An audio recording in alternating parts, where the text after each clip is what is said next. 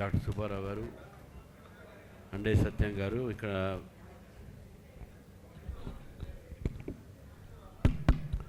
ఇక్కడ అందరి బంధుమిత్రులకు, మరి మా మిత్రులు గౌరీశంకర్ గారు, నాగేనాయక్ గారు అందరూ ఇక్కడ ఉన్నారు. శేషప్రసాద్ అందరికీ నమస్కరిస్తూ, చాలా బాధాకరమైనటువంటి ఒక సన్నివేశంలో మనందరం ఇక్కడ కలుస్తున్నాం. నాకు చిన్నప్పటి నుంచి కూడా మేము చంద్రమామ అని పిలిచేవాళ్ళం, సీతారామచంద్ర గారిని.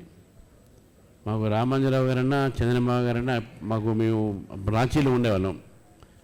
ఇక్కడ కోదాడ రాగానే మాకు తప్పకుండా వాళ్ళ ఇళ్ళకి పోవటం, వాళ్ళు మా దగ్గర రావటం.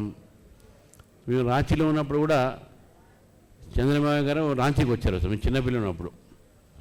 అంటే అప్పటి నుంచి కూడా చిన్నప్పటి నుంచి బాగా మామయ్య అనుకుంటూ తిరిగి మాకు బాగా వ్యక్తిగతమైనటువంటి ఒక మాకు అనుబంధం.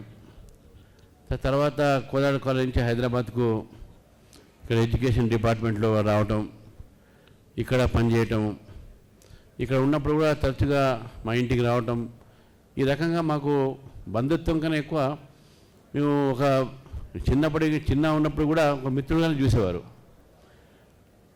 ఇంతకుముందు సుబ్బారావు గారు చెప్పినట్టు సెన్స్ ఆఫ్ హ్యూమర్ అనేది చాలా రామాంజరావు గారు ఎంత ఉన్నదో సీతారామచంద్రరావు గారు అంతే ఉన్నది. అంటే ఎంత నవ్వించేవారంటే ఒక సన్నివేశాన్ని మన కళ్ళ ముందు చిత్రించే ఉంటుండే. ఎంత సీరియస్ ఇష్యూ అయినా దాంట్లో నవ్వు చూసేవారు. కాబట్టి ఈ యొక్క ఆ క్యారెక్టర్ అవుతుందో, ఆ క్వాలిటీ అవుతుందో అందరిలో ఉండదు. చాలా హ్యూమరిస్టిక్, అంత న్యాచురల్ హ్యూమరిస్టిక్, ఏదో జోక్ చెప్పినట్టు దాన్ని చెప్పినట్టు కాకుండా. తర్వాత నాకు అనుబంధం, ఇప్పుడు మాకు రెగ్యులర్గా చిన్న ఇష్యూ ఏదైనా వచ్చినా, ప్రాబ్లం వచ్చినా వచ్చేవారు. నేను ఆశ్చర్యపోయేది ఎక్కడంటే సర్వీస్ మ్యాటర్స్, అంటే వాళ్ళ ఎంప్లాయీస్ సంబంధించినటువంటి ఒక ప్రాబ్లమ్స్కు రిప్రజెంటేషన్స్ వారు రాసేవారు.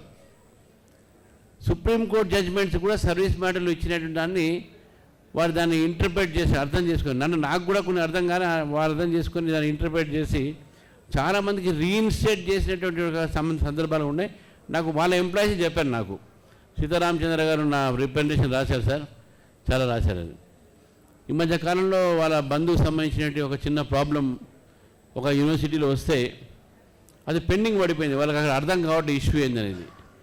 అయితే నేను ఆయన ఇద్దరు ఐఏఎస్ ఆఫీసర్ దగ్గర పోయినాం, ప్రిన్సిపల్ సెక్రటరీ, అప్పుడు ఆయన ఇన్ఛార్జ్ వైస్ ఛాన్సలర్ ఉండే. వీరు ఒక మాట చెప్పగానే రాసి ఇచ్చారు నోటు. అసలు ఎంత జటిలమైనటువంటి ఇష్యూ ఆయనకు అర్థమైపోయింది. అదే ఆయన రాసి ఇచ్చిన పాయింట్లే దాని మీద రాసి ఆర్డర్ ఇచ్చాడు నెక్స్ట్. అంటే అంత వారికి లాంగ్వేజ్ మీద, సర్వీస్ మ్యాటర్స్ మీద ఈ పట్టు ఉన్నది. వాళ్ళు ఒకటి మీ అందరితో ఒక బంధుత్వం, క్లోజ్నెస్. అత్తయ్య గారు పోవటం కూడా మాకు వారు షాక్లో ఉన్న తర్వాత మళ్ళీ ఇమీడియట్గా ఇది జరగడం. అంటే దీని విశేషం ఏంటంటే దాని తర్వాత కూడా ఓపికగా అన్న దగ్గర పోయేవారు. సొంత పనులు తక్కువ, వేరే వాళ్ళ కోసం కూడా ఎక్కువ అడిగాడు. నా దగ్గరికి చాలాసార్లు వచ్చినా కూడా వారు సొంత పని మీద ఎప్పుడు రాలే, వేరే వాళ్ళ గురించి నా దగ్గర వచ్చి అప్పా ఇది ఉందిరా, ఎట్లా చేద్దాం ఏంది అని తీసుకొచ్చేవారు. ఈ రకమైనటువంటి ఒక స్నేహబంధము, బంధుత్వము, తర్వాత పెద్దలని చెప్పి గౌరవం. కేఆర్ఆర్ కాలేజీలో సూపరింటెండెంట్గా ఉన్నప్పుడు మా ఫాదర్ దగ్గర రావటం, రామాంజరావు గారు వాళ్ళందరూ కూడా మా పెళ్ళిళ్ళలో ఎక్కడ పండగ అప్పుడు కానీ పేరెంట్ కలిసేవాళ్ళు రెగ్యులర్గా. మాకున్న అటాచ్మెంట్ కూడా మా మదర్తో బాగా అటాచ్మెంట్ ఉండే. సరే మా మదర్ వెళ్ళిపోయిన తర్వాత కూడా ఇంకా మేము మెయింటైన్ చేస్తూ ఉన్నాం రిలేషన్స్ కూడా. సో కాబట్టి వారు మన మధ్య లేరు, నాకు బాధాకరం. అంటే దీంట్లో నేను చాలా బాధపడేది ఏంటంటే, నేను మీటింగ్లో ఉన్నప్పుడు వారు ఫోన్ చేశారు. నేను మా పిఏ ఎత్తాడు, సార్ మీటింగ్లో ఉన్నాడు సార్, లేట్ అవుతుంది, తర్వాత చేయిస్తానని చెప్పారు. బహుశా 6:30 ఆ ప్రాంతంలో ఫోన్ వచ్చింది. నేను సరే లేట్ అయింది, ఆ రోజు మీటింగ్ 10 అయింది. ఇంటికి పోయిన తర్వాత పొద్దున మా చెల్లెలు ఫోన్ చేసి ఇట్లా చంద్రబాబు గారు లేరా, పోయారని చెప్పాను. అని నిన్ననే ఫోన్ చేశారు నాకు అని చెప్పాను. వెంటనే నెక్స్ట్ డే మార్నింగ్ ఇంటికి పోయాను. సుబ్బారావు గారు అక్కడే ఉండే అప్పటికి. చేస్తే సడన్గా పోయారు అని చెప్పారు. సరే సడన్గా పోయినట్టు కూడా ఒక అదృష్టం ఏంటంటే హాస్పిటలైజ్డ్ అయ్యి సఫర్ అయ్యి అట్లా కాకుండా భగవంతుడు చాలా హాయిగా, అంటే కొంత ప్రశాంతతతో తీసుకుపోయినటువంటి ప్రాణం అది. ఆ వరకు కొద్దిగా మనందరం, ఎందుకంటే నేను చూశాను హాస్పిటలైజ్ అయ్యి మనిషి పోతే ఎట్లా ఉంటుంది, అత్తయ్య కూడా పాపం హాస్పిటలైజ్ పోయింది. కానీ భగవంతుడు కూడా వారికి ఒక రకంగా ప్రశాంతమైనటువంటి ఒక మరణాన్ని ప్రవచించేశారు. మరి వారికి నా తరఫు నుంచి, మా కుటుంబ సభ్యుల తరఫు నుంచి కూడా శ్రద్ధాంజలి ప్రకటిస్తాను.